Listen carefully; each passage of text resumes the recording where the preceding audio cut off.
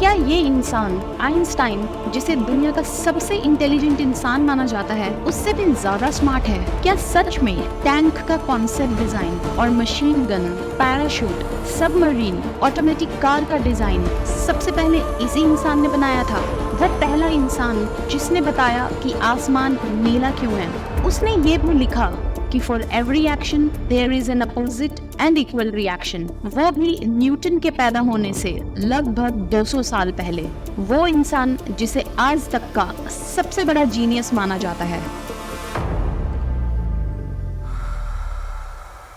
Hello दोस्तों, अगर आप किसी कॉम्पिटिटिव टेस्ट में या फिर स्कूल कॉलेज के मुश्किल से मुश्किल एग्जाम्स में फर्स्ट आए हैं तो आपको पता होगा कि कितना अमेजिंग फील होता है ये जानकर कि आप सबसे ज्यादा स्मार्ट और जीनियस हैं। अब जरा ये इमेजिन करो कि कैसा फील होगा अगर कोई आपसे ये कहे कि आप हिस्ट्री की एंटायर स्पीशीज में सबसे स्मार्ट और जीनियस हो। सैडली 100 बिलियन लोगों में ये क्लेम कोई नहीं कर सकता, या शायद एक इंसान है जो ये क्लेम कर सकता है। और क्वेश्चन ये है कि वो कौन है?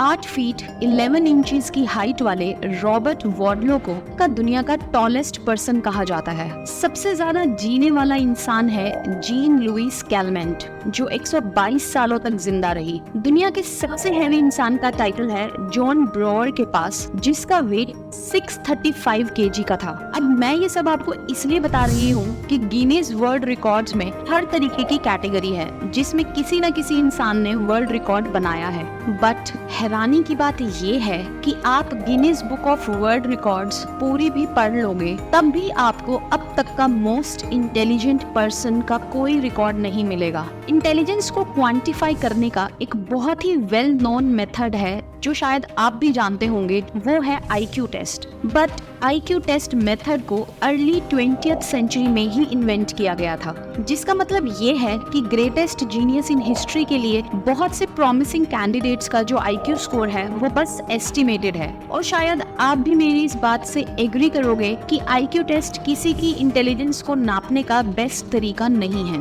एग्जाम्पल के लिए जैसे कि विलियम जेम्स सिडिस, जो कि 1898 में पैदा हुआ था, और कुछ लोग मानते हैं कि उसका IQ 300 था, जो कि पूरी हिस्ट्री में सबसे हाईएस्ट है। यहाँ तक कि एल्बर्ट आइंस्टाइन का IQ भी 160 से 190 के बीच में एस्टिमेट किया जाता है। विलियम सिडिस जब 2 साल का था तो उसने न्यूयॉर्क टाइम्स पढ़ना शुरू कर दिया था, और जब 10 साल का हुआ तब तक तो 8 अलग अलग लैंग्वेजेस भी सीख ली थी। 11 साल में वो यंगेस्ट पर्सन बन गया था हार्वर्ड अटेंड करने की लिस्ट में, और अपने फर्स्ट ईयर ऑफ हार्वर्ड में उसके प्रोफेसर्स उसे हिस्ट्री के सबसे महान मैथमेटिशियन कार्ल फ्रेडरिक से कंपेयर करने लग गए थे। बट अगर विलियम इतना ही स्मार्ट और जीनियस था तो हमने कभी उसका नाम क्यों नहीं सुना?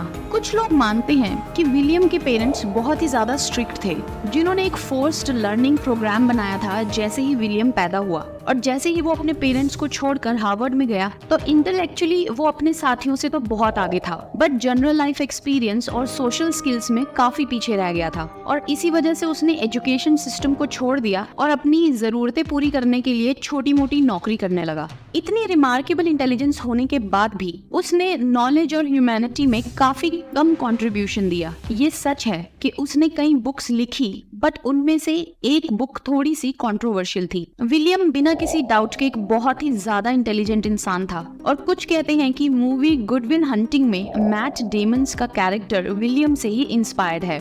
इतना हाई IQ होने के बाद भी लोग विलियम को जीनियस नहीं मानते। और IQ स्कोर से किसी की इंटेलिजेंस को मेजर करने में एक और प्रॉब्लम ये है कि बहुत लोग बोलते हैं कि इंटेलिजेंस भी बहुत तरीके और टाइप्स की होती है, जैसे मैथमेटिकल एबिलिटी और स्पेशियल रीजनिंग। और अगर हम जीनियस वर्ड का विकिपीडिया पेज देखेंगे तो ह्यूमन इंटेलिजेंस का मतलब सिर्फ पजल सॉल्व करना ही नहीं है, बल्कि उससे भी कहीं ज्यादा है। इसी पेज पर आपको ह्यूमैनिटी के 9 finest and most intelligent minds दिखेंगे, जिसमें सबसे पहले हैं कन्फ्यूशियस, एक चाइनीज फिलोसोफर। उसके बाद सर्वेंटिस, एक स्पेनिश राइटर जिन्होंने हिस्ट्री के जाने माने नॉवेल्स लिखे। बॉबी फिशर, एक अमेरिकन चेस प्रोडिजी जो 70s में बहुत ही ज्यादा फेमस थे। टैनी स्टैनली क्यूब्रिक एक लेजेंडरी फिल्म मेकर अपनी क्लासिक फिल्म्स के लिए जाने जाते हैं। मैरी क्यूरी एक फिजिसिस्ट और केमिस्ट जो अपनी रेडियो एक्टिविटी के काम के लिए फेमस और जो पहली विमेन थी जिन्हें नोबेल प्राइज मिला था। एरिस्टोटल एक ग्रीक फिलोसोफर, पॉलीमैथ एंड प्लेटो के स्टूडेंट, और आइंस्टाइन एक थ्योरेटिकल फिजिसिस्ट जिन्होंने मॉडर्न फिजिक्स की फाउंडेशन की, जैसे कि थ्योरी ऑफ रिलेटिविटी। और सबसे लास्ट में है मोजार्ट, जो अब तक के सबसे फेमस कंपोजर हैं, जिन्होंने अपना पहला कॉन्सर्टो 5 साल की उम्र में लिख दिया था।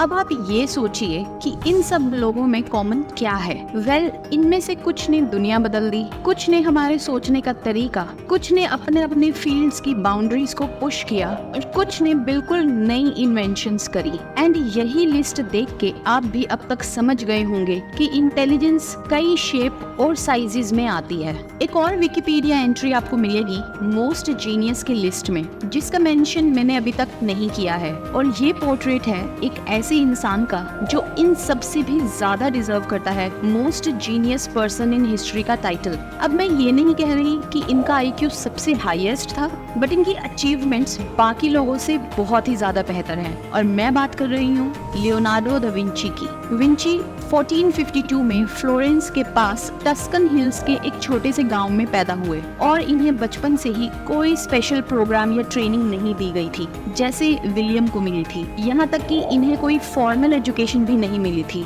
इन सब के बावजूद भी लियोनार्डो दा विंची इस प्लैनेट अर्थ के 100 बिलियन लोगों में सबसे ज्यादा जीनियस था। बट एक सेकेंड, वर्ल्ड का सबसे ग्रेट जीनियस और वो भी पेंटर, ये कैसे हो सकता है? लियोनार्डो अपने लाइफ टाइम में अपनी पेंटिंग्स के अलावा और भी बहुत चीजों के लिए फेमस था। ये कहना उसकी एबिलिटीज को काफी कम करके देखने जैसा होगा, लेकिन उसकी डेथ के लगभग 400 सालों तक ऐसा ही हुआ। 19th सेंचुरी में उसके लिखे हुए हजारों पेजेस के नोट्स दिखाते हैं कि वो कितना बड़ा जीनियस था। तो चलिए ह्यूमन एनाटॉमी से शुरू करते हैं। रेनेसांस पीरियड में पेंटिंग करना काफी सीरियस बिजनेस माना जाता था। अगर कोई पेंटिंग करता है तो उसे पता होगा कि वर्ल्ड की चीजों को कैनवस पे पेंट करना कितना डिफिकल्ट होता है, और उसमें भी ह्यूमंस को पेंट करना सबसे ज्यादा डिफिकल्ट माना जाता है। कहने की बात है, अगर ह्यूमंस को पेंट करना है तो उसे डाइसेक्ट करके देखना होगा कि एक्चुअली में उसके अंदर क्या है और सारे पार्ट्स कैसे फिट होते हैं। और लियोनार्डो ने एग्जैक्टली वैसा ही किया। उसने ह्यूमन एनाटॉमी के सीक्रेट को सीखने के लिए लगभग 30 ह्यूमन बॉडीज को काट के चेक किया और मेडिकल ड्राइंग्स बनाई। उस दौरान बनाई गई मेडिकल ड्राइंग्स को दुनिया की बेस्ट ड्राइंग्स में से एक माना जाता है। लियोनार्डो ने ये प्रोसीजर्स करते हुए ऐसी कटअवे टेक्निक्स बनाई जो कि 500 साल बाद आज भी मेडिकल टेक्स्ट बुक्स में मिलती हैं। उसकी पेंटिंग्स ने ह्यूमन एनाटॉमी की अंडरस्टैंडिंग को काफी बढ़ाया, लेकिन ये सब और ज्यादा हेल्प कर सकता था अगर उसके ये नोट्स जल्दी पब्लिश हो जाते। लियोनार्डो ने ह्यूमन बॉडी से रिलेटेड काफी डिस्कवरीज की, जिसमें कि ह्यूमन हार्ट सबसे ज्यादा इम्प्रेसिव था।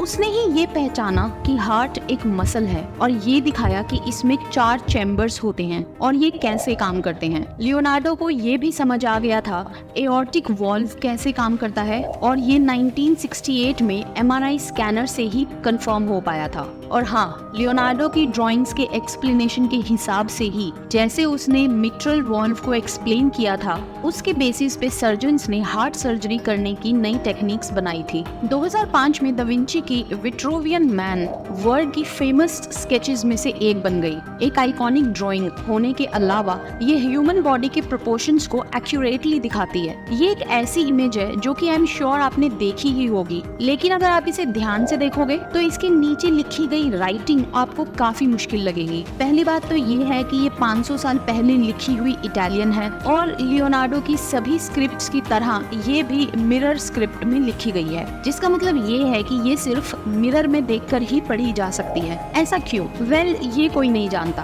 दा विंची एम्बीडेक्स्ट्रस थे। जब वो राइट हैंड से लिखते थे तो नॉर्मल ही लिखते थे, मगर अपने लेफ्ट हैंड से वो मिरर्ड लिखते थे। कई लोग तो ये मानते हैं कि वो मिरर स्क्रिप्ट अपने नोट्स के लिए यूज करते थे ताकि कोई एक नजर में उनकी स्क्रिप्ट को ना पढ़ पाए।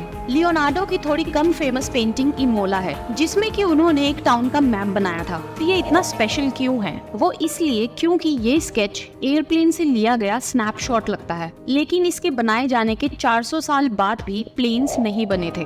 ये इस तरीके का बनाया गया सबसे पुराना मैप है। ये इतना एक्यूरेट है कि आज भी इस मैप के थ्रू आप इमोला को नेविगेट कर सकते हैं। उस टाइम के कॉन्करर सीजर बोर्गिया उस मैप को देखकर इतना इम्प्रेस हो गए कि उन्होंने दा विंची को on the spot chief military engineer और आर्किटेक्ट हायर कर लिया। जब दा विंची को इस पोस्ट पे हायर किया गया तो उसकी स्किल्स की एक डिफरेंट ही साइड देखने को मिली। उस टाइम पे प्रिंटिंग प्रेस और कंपास को कटिंग एज टेक्नोलॉजी माना जाता था, लेकिन बोर्गिया के लिए काम करते हुए लियोनार्डो ने टैंक का कॉन्सेप्ट डिजाइन और वर्ल्ड का पहला ह्यूमनॉइड रोबोट नाइट का डिजाइन बनाया। उसने मशीन गन का डिजाइन भी बनाया ताकि रीलोडिंग के टाइम को कम किया जा सके। एक डाइविंग सूट बनाया ताकि अंडर वाटर सांस ली जा सके। एक सबमरीन का स्केच बनाया जिसे पहली सबमरीन का डिजाइन भी माना जाता है। उसने एक अपने आप चलने वाली कार और एक हेलीकॉप्टर का डिजाइन भी बनाया। ये शब्दों में कहना काफी मुश्किल है कि उसके आइडियाज अपने टाइम से कहीं ज्यादा एडवांस थे।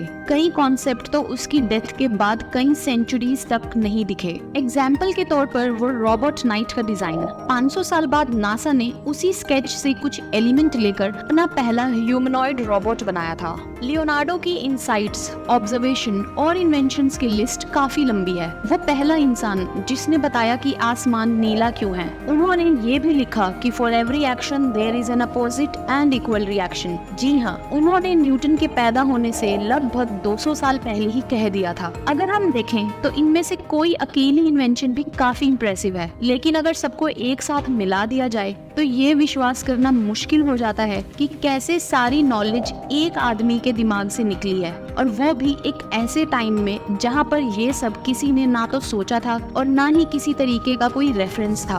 वो अपने टाइम से इतना आगे था कि उस टाइम के साइंटिस्ट के पास भी इन आइडियाज का कोई यूज नहीं था। शायद इसी वजह से उसके पेपर्स काफी लंबे समय तक पब्लिश नहीं किए गए और उनकी डिस्कवरीज और इन्वेंशंस के बारे में डेकेड्स और सेंचुरीज तक किसी को पता ही नहीं चला। इन सब के अलावा दा विंची को सबसे महान पेंटर माना जाता है। उनकी बनाई हुई मास्टरपीस पेंटिंग सैल्वाडोर मूडी अब तक की ऑक्शन में बिकी सबसे महंगी पेंटिंग है, जो कि 2017 में $450 मिलियन में बिकी थी। द लास्ट सपर दुनिया की सबसे ज्यादा रिकॉग्नाइजेबल पेंटिंग्स में से एक है, और लास्ट में है द फेमस मोनालिसा। ये विदाउट डाउट सबसे फेमस और नायाब आर्ट वर्क है। ये इतना वैल्यूएबल है कि एक बार एक फ्रेंच न्यूज चैनल ने सजेस्ट किया था कि फ्रांस को इस पेंटिंग को बेचने के बारे में सोचना चाहिए और उससे अपने नेशनल कर्जे को थोड़ा कम कर लेना चाहिए। उस टाइम उन्होंने इसका एस्टिमेटेड प्राइस $2.7 बिलियन लगाया था। ये अमाउंट एक्चुअली में किसी छोटी कंट्री की GDP के बराबर है। अगर लियोनार्डो सिर्फ एक पेंटर होते तो वो ह्यूमैनिटी के ग्रेटेस्ट जीनियस की लिस्ट में आते, लेकिन वो शायद दुनिया के सबसे ज्यादा डाइवर्स टैलेंट वाले इंसान थे, और ये भी कहा जाता है कि वो दिखने में काफी अच्छे थे। तो दुनिया का सबसे महान जीनियस कौन है? वेल, लॉन्ग आंसर ये है कि जीनियस डिफरेंट फॉर्म्स में आते हैं और सबको कंपेयर करना काफी मुश्किल है, क्योंकि सबके अपने अलग अलग डिसिप्लिन्स होते हैं। वो डिफरेंट एरा में पैदा होते हैं, और शॉर्ट आंसर है Leonardo da Vinci. Thanks for watching.